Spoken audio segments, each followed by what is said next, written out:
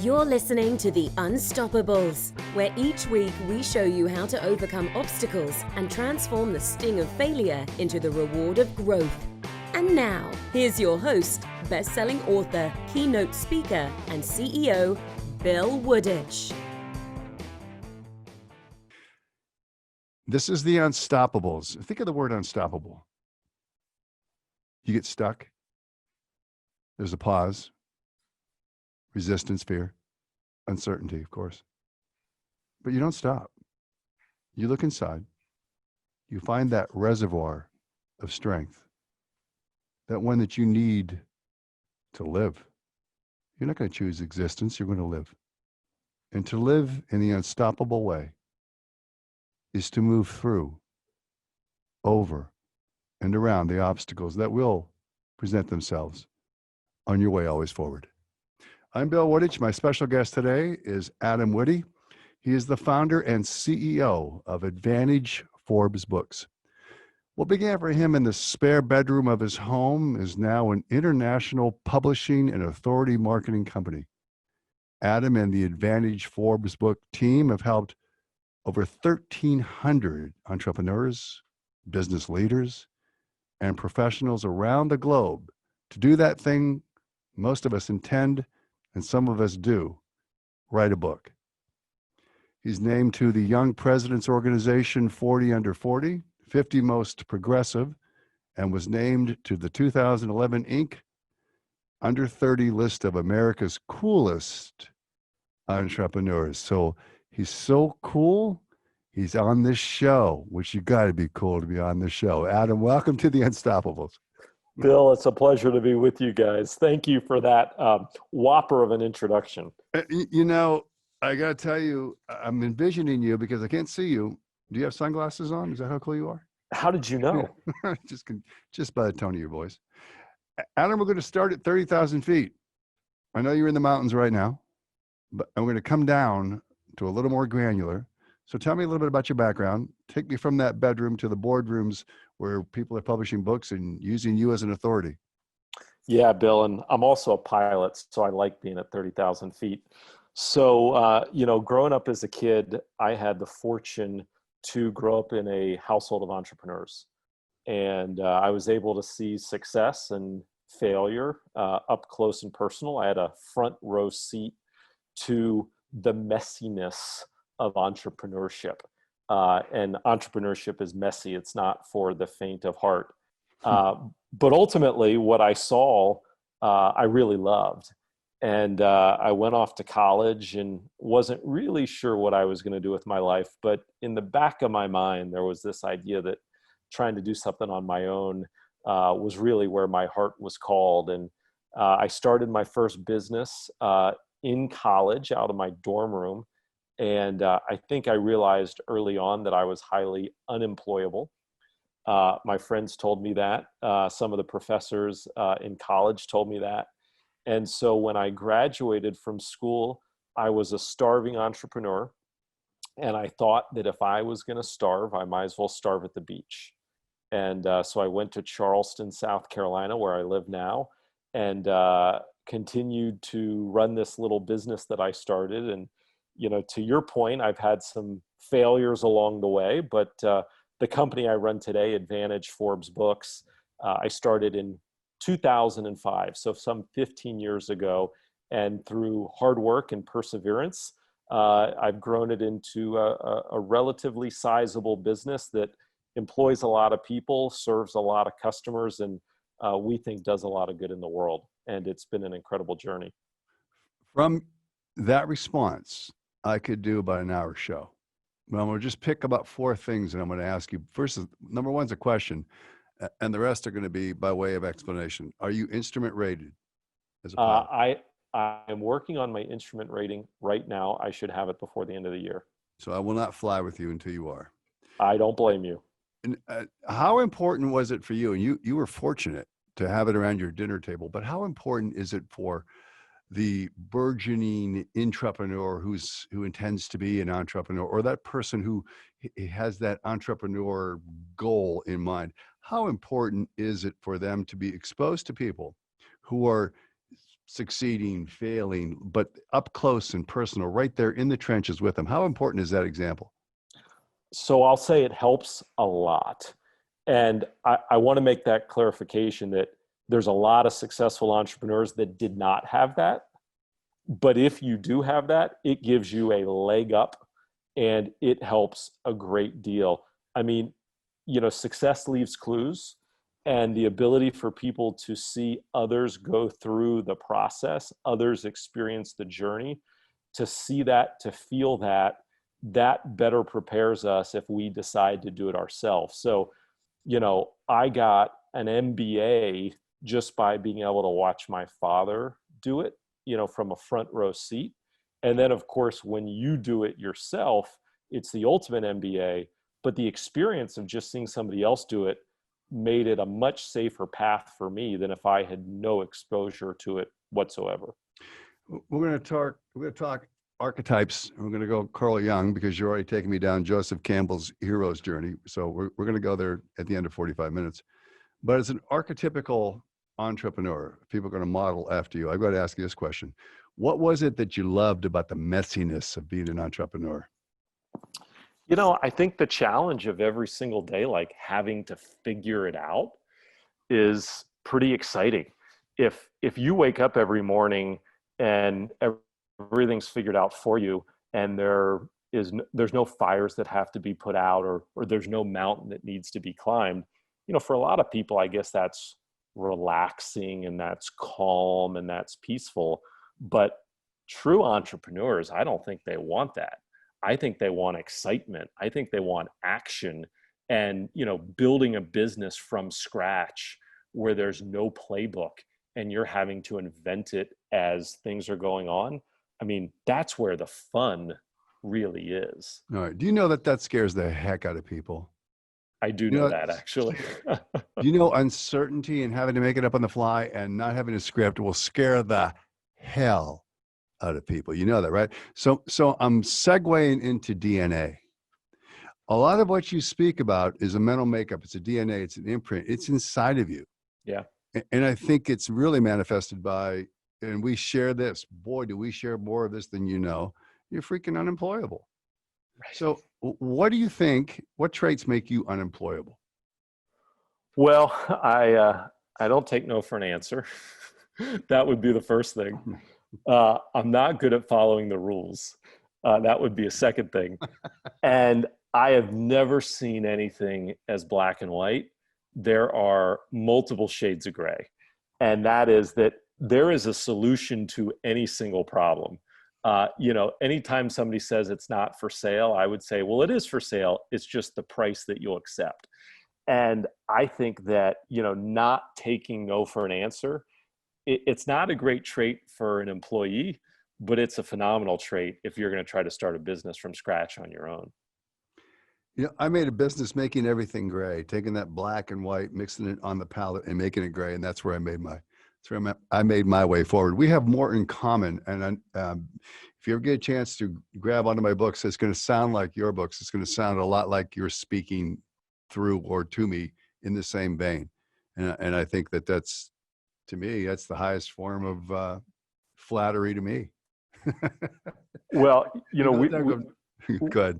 We entrepreneurs are a special group of people. Most people would say we're sick and demented, but at least amongst ourselves, we think we're pretty cool. And to your point, it does take a set of characteristics, but more importantly, a mindset in order to get through this. Because, starting a business and growing a business, I mean, it's hard. There's so many things that can go wrong and will go wrong. And being comfortable with uncertainty, having a great amount of resilience and perseverance, and just almost being a happy warrior along the way, and never letting the lows get you down. I mean, these are things that you and I were probably both really lucky because we were born with some of it. But the good news for everybody listening is that it can be developed, and some of it can be learned if you really want to apply yourself. Then I think that's the key, is to really invest and to apply yourself. And to me, my biggest fear was applying myself and falling short of my own expectations. The shirt I have on today, if you could see, it's you versus you. So I think that's really the highest bar. I compete with myself every day to try to get incrementally better. There are no quantum leaps at this stage, but increments are good. So I think that's very important. And something else that you say that I really want to get your definition on is transparency. Now, you say it's important to be transparent with employees about where the business stands. And that can inspire anxiety, a little fear, but you say that is important. So talk to me about that construct. So to build a great business, I think you need great people. And to attract and keep great people, you've got to level up with them. You've got to tell them the truth. And if you're not, they will figure it out so quick that they'll be out the door while your head's still spinning. And I think that when you are radically honest and transparent with people, not only do they respect you more, but they will work harder. And the honesty creates clarity, and the clarity creates alignment. And the more clarity and more alignment you have on your team, whether this is a business, whether this is a sports team, heck, whether this is a church group, the more clarity and alignment you have on any team, the higher level of performance that team will achieve. Clarity, alignment. It's beautiful. And also, it's a process of vetting those people who are going to be there for you, not only in the short term, but also playing the long game.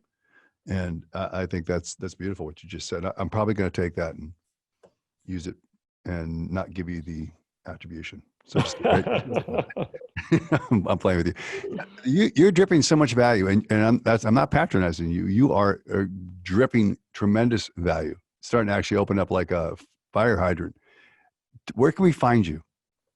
So you can find me at advantagefamily.com. And that's the website for the business that I started some 15 years ago. And that's the best place.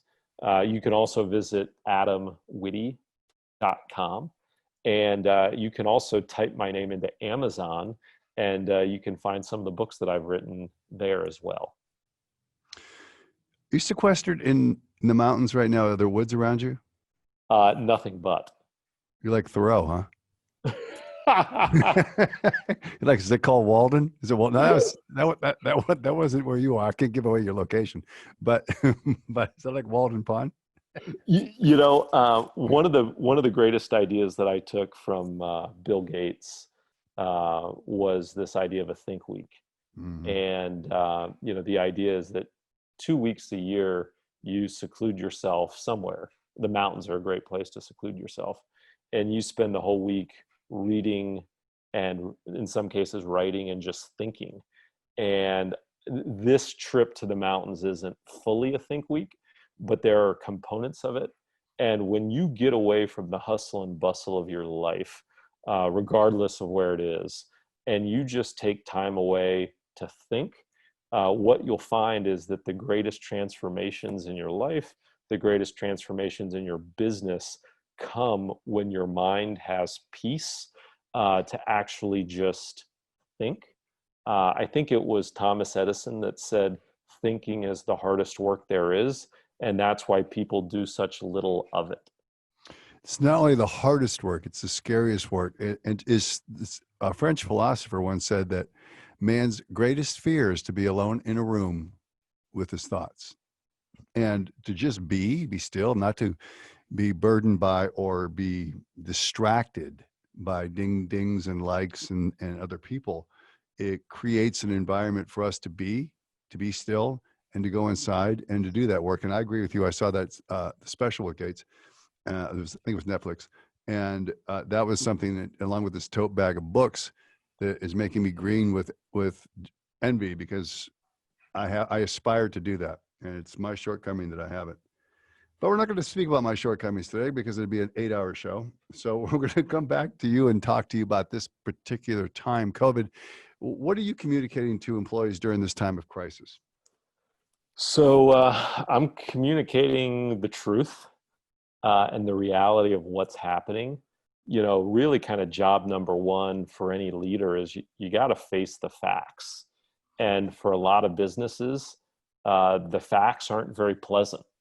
And, the truth is it's going to be a long time, probably for a lot of businesses and for a lot of industries before things improve in a significant way.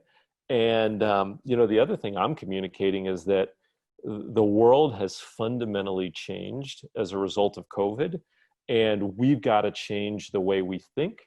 We've got to change the way we behave. We've got to change the way we act as a result of this.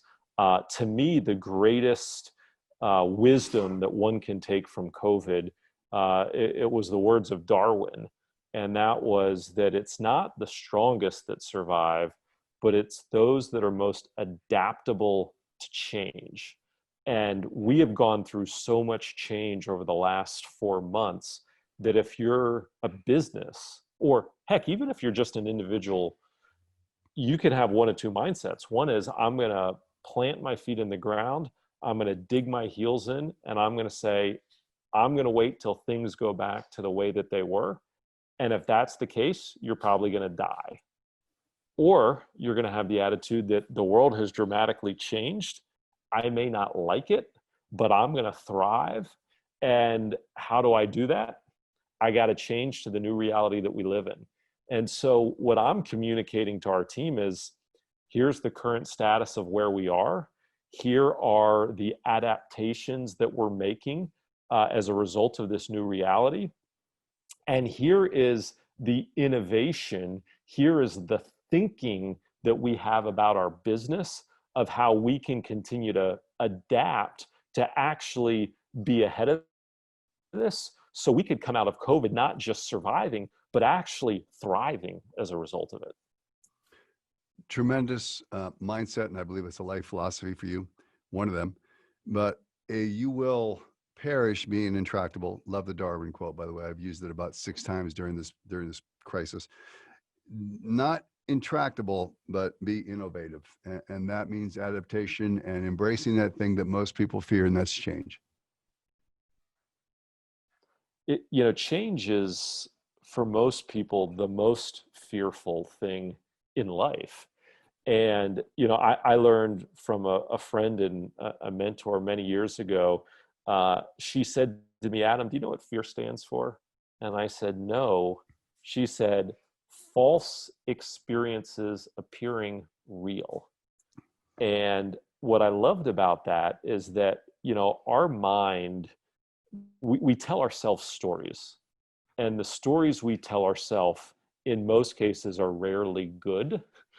In fact, they are always the worst case scenario that could possibly happen. In fact, it's so far of a worst case scenario that the reality of it happening is 0.001%. Mm-hmm. But those are the stories that we tell ourselves. And so this fear thing, it just paralyzes people, and it can get folks in such a negative place that they're actually incapable of moving. They're incapable of helping themselves. And so, Franklin Roosevelt said the only thing we have to fear is fear itself. That was in 1939, 1940. And I would argue that the same applies today during this period of COVID. The only thing that can stop us as a society, as a human race, the only thing that can paralyze us as entrepreneurs and business owners is fear.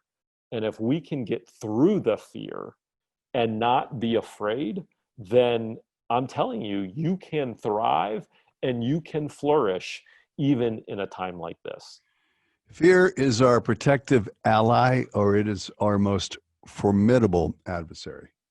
And what we do with it can be our fuel, or it can be that thing that keeps us, intractable, not able to move, stymied by a false version of reality, played through in a fluid imagination that does, as you said, support the worst case scenario. Most of the times doesn't happen.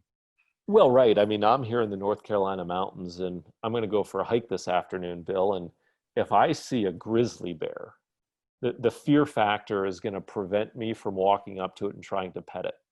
And that's a really good thing. But the truth is that 9 out of 10 times, fear paralyzes and hurts you rather than helping you. Right. Right. The other thing is this: be careful of ticks. Don't worry so much about the bear. They're a lot more deadly. Man, they're debilitating. So there's a lot. You don't want to get Lyme disease there. We can talk about fear and failure because we're going to get to failure in a minute. But that is what I write about. It is one of the greatest subjects in any industry, because when people talk to me about speaking, they say, "What is the subject?" Well, really, it comes down to people and fear. And the fear of failure, the fear of trying, the fear of resistance, and shrinking back into the illusion. And if COVID has taught us anything, it is that safety and security is the ultimate illusion. Couldn't agree with you more. I'm going to dive into something about opportunities in this time. So here we are in this period. And let me ask you what your truth is. You mentioned the word truth. What is your truth about COVID? Let me just put you on the spot and ask you what you believe that your truth is. So my truth about COVID is that it's obviously a very real thing. It's something that we should take seriously, and it's something that we should take appropriate precautions from. And if you are part of a vulnerable population, you should take probably more extreme caution than those that aren't considered high risk. And my truth is that COVID is closer in nature. I'm not saying it is. I'm saying it's closer in nature to the flu than it is Ebola. And so I think that you have to face reality. You have to look at facts and data, and then you have to react based upon what the facts and data tell us. I am going to live my life that way, and I can't impose my will on others, and I don't think that would be a fair or smart thing to do. And certainly when it comes to the team of people that I employ, I realize that my view of the virus is probably different from others. And so look, as long as people can work from home and be productive and get done the important work we need to do, it would be foolish of me to say, you've got to come into an office. But what I know and what my truth is that COVID is something real that should be taken seriously, but it's not something that is going to stop me and prevent me from continuing to move forward on my plan to achieve my goals as an entrepreneur and to achieve my personal goals. It has not prevented me from getting on an airplane. Now, does it mean that I'm going to wear a mask on an airplane? Sure. But it's not going to paralyze and prevent me from doing the things that I want to do and the things that I need to do. And I think that for our nation, and quite frankly, for society, it's really a matter of we've got to learn to live with this rather than saying we're going to just hit pause until it's gone, because I don't think it's going to be gone anytime soon. Now, a recent article in the Wall Street Journal, this is what we're going to live with. So we're going to live with it for a while. I agree in total with what you said. And if you look at the facts, and you've got to be careful with statistics, where they come from, what they're measuring, who's doing the measuring.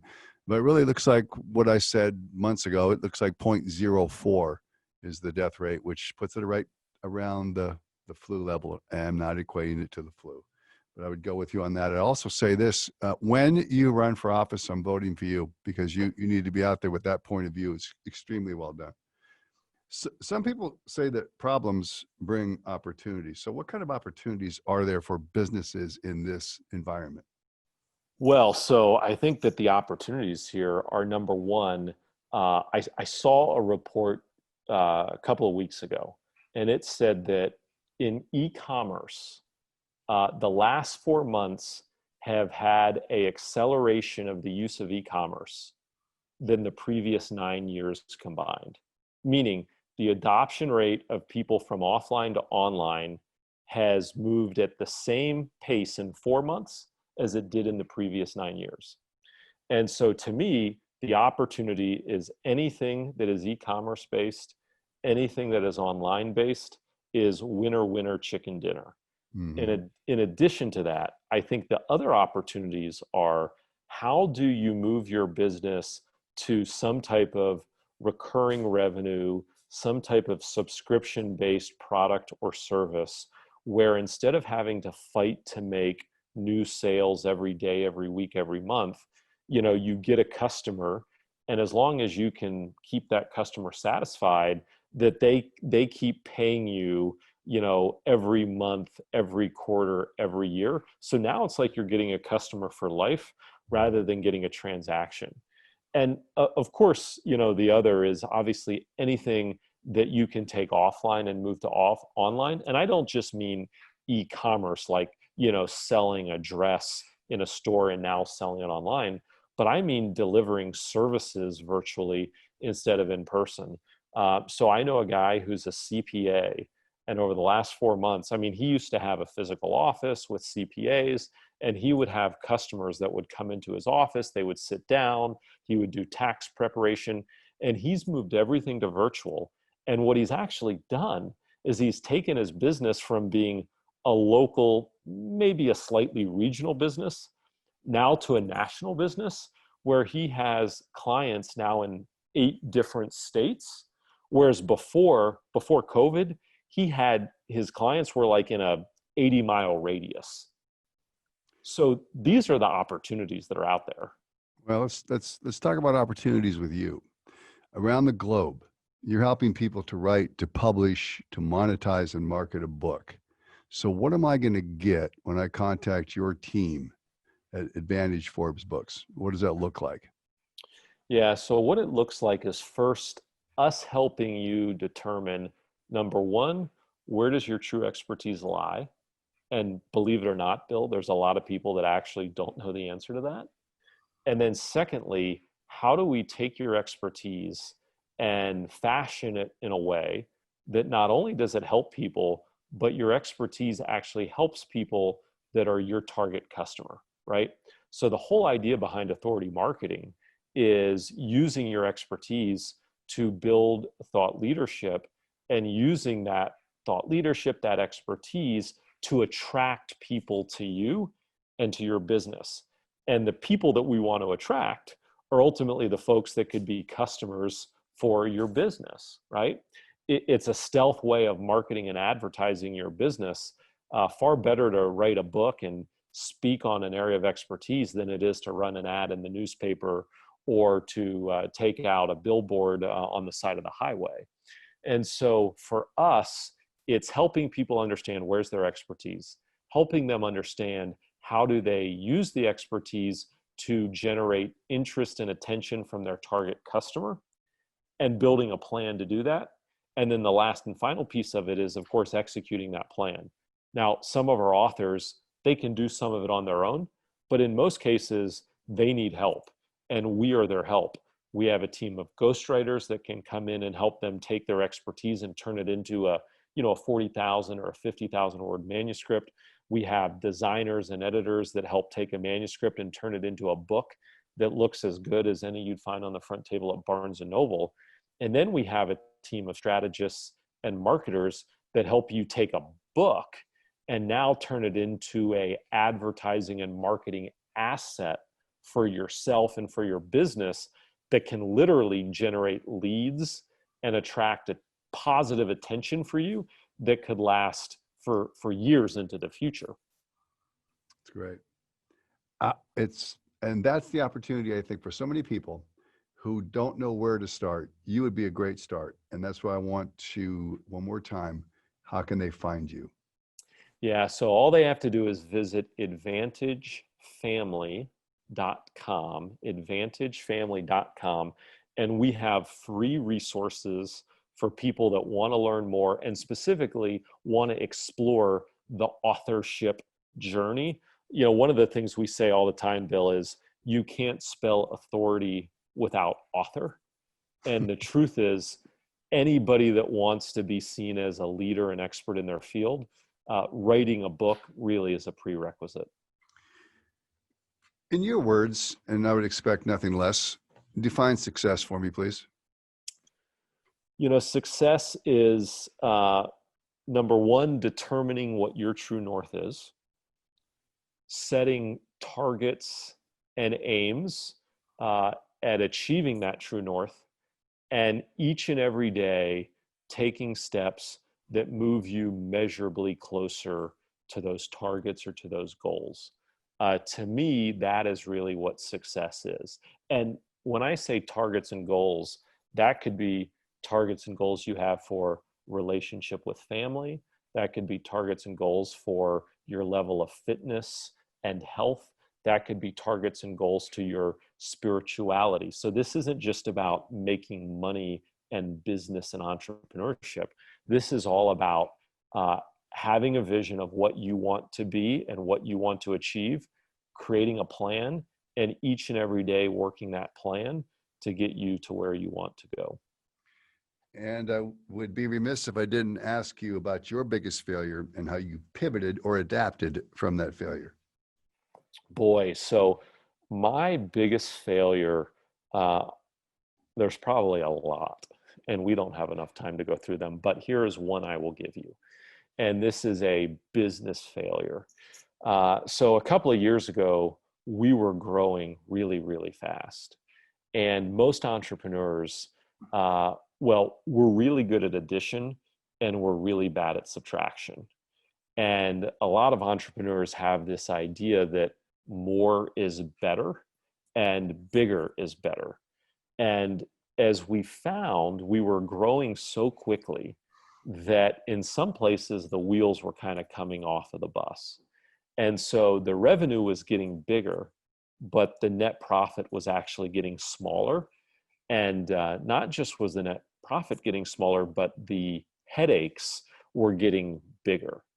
And I'm not one to shy away from headaches because you can't achieve anything great without going through some challenge, and challenge brings upon headaches. But what we realized is that it wasn't that we were trying to like get through a trough and then we were going to go back to the other side. We were on a one-way street that was not going to where we wanted to go. So we made a tough decision, and that tough decision was one of our core product lines at the time. We just decided that long term it was a loser, meaning it couldn't generate enough gross profit for the amount of energy that we had to put into it to be successful going forward. And we decided to cut that product. We decided to have to lay off the people on our team that were a part of delivering that product. And we had to share some bad news, not only with those people, but also with the customers who we were no longer going to be able to serve. And for me, it was a tough decision. It was a decision that nobody wanted to make. But ultimately, sometimes those are the ones that end up being the best decisions because it frees you from things that are holding you back. And for us, we had something that was really holding us back from achieving our true potential. And by eliminating it, it ultimately created more mind space for us as a company where we could really focus on the things that we were probably truly world-class at. You're listening to Adam Witty on The Unstoppables: adaptation, fear, success, failure, life as an entrepreneur. So much great stuff, my friend. You've been fantastic. And unfortunately, we've run out of time, but I want to extend the offer at some point in the future. And I do mean at some point in the very near future. I'd like to get you back for part 2, because I think there's so much that we could do in a deep dive that has so much inherent value for people just in living your life. So I have to ask you this in 2 questions as a wrap up. What is, don't say going on a hike, but what's next for you? What's next for me? Well, I recently married. Congratulations. And so probably a family is what's next for me. What typically also happens when you get married is your spouse might say the house we're in now does not have enough room for the family we're going to have. So moving into a larger house is probably what's next for me as well. But on a more serious note, I think that at least in business for me, what's next is building a business where you have people that are doing the heavy lifting and the pulling, not just you as the entrepreneur.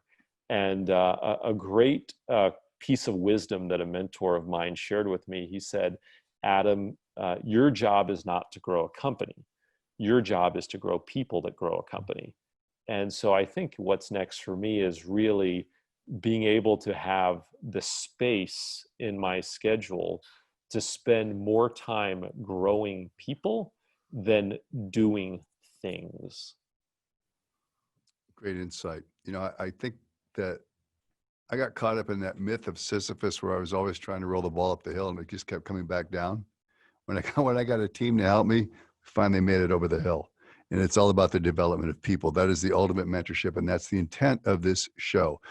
Walk away on this. If you could include 2 or maybe 3 of your truths, your life truths, in a final paragraph that you would write for entrepreneurs, for people to learn from and grow from, what would that paragraph look like? And what would those truths be? Man, the truths that I use to guide me, there's certainly many. One of them is you only live life once, but if you work it right, once is enough. And I share that as a truth because, last time I checked, at least according to my faith and my belief system, this isn't a dress rehearsal. Unlike a cat, I do not have 9 times to give it a go. And so I've got to make the most out of every single minute that I have. That is a truth that I hold very close to me. And a second truth, and a mentor shared this with me long ago. He said, Adam, every single morning you wake up and you have a choice. And that choice you make is whether you want to be positive today or whether you want to be negative. And that one decision you make as soon as you open your eyes will dictate the rest of your day. And quite frankly, it'll dictate your life. And that is something that I have never forgotten. And every single day, sometimes it's hard, but I try to bring a positive, find a way attitude to every single day. And that, I think, is a true key to success. Adam Witty, you are a platinum guest. And for other guests, hopefully of close to the similar type of ilk, you can listen to Bill Woodich on Spotify. It's the Unstoppables podcast, Spotify, Stitchers, iTunes, and iHeartRadio. And you, my friend, have been phenomenal. I wish you all the best. Remember, protect yourself from those ticks. Look out for the bear. Walk slowly away. But in life, walk toward it. Thank you. Thank you, Bill. What a great pleasure. You've been listening to The Unstoppables. If you like today's episode, please consider subscribing. We have a new episode every Thursday. Please help spread the word of the show by leaving us a positive review on iTunes or Stitcher. Those 5-star reviews really help out the show. You can subscribe to The Unstoppables on iTunes, Spotify, or Stitcher to stay up to date on the latest episodes. Thanks again for listening. Always forward.